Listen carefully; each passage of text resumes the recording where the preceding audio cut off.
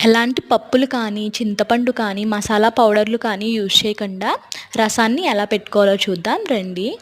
ఇది ఒక టమాటా, ఒక క్యారెట్ తీసుకొని చిన్న చిన్న స్లైసెస్ కింద కట్ చేసుకొని వాటర్‌లో యాడ్ చేసి 15 మినిట్స్ పాటు లో ఫ్లేమ్‌లో కుక్ చేసుకోవాలి.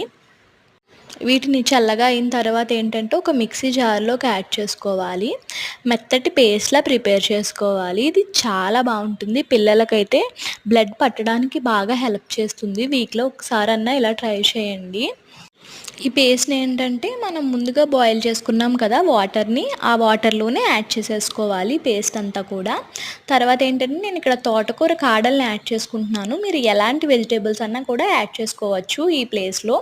నెక్స్ట్ కొంచెం వాటర్ యాడ్ చేసుకొని టేస్ట్‌కి తగ్గట్టు సాల్ట్, కారం యాడ్ చేసుకోవాలి. కొంచెం పసుపు, కొంచెం ధనియాల పౌడర్ యాడ్ చేసుకొని లో ఫ్లేమ్‌లో 5 మినిట్స్ పాటు కుక్ చేసుకోవాలి. కొంచెం బెల్లం వేసుకొని పోపు పెట్టుకుంటే సూపర్ ఉంటుంది టేస్ట్ అయితే. Thanks for watching.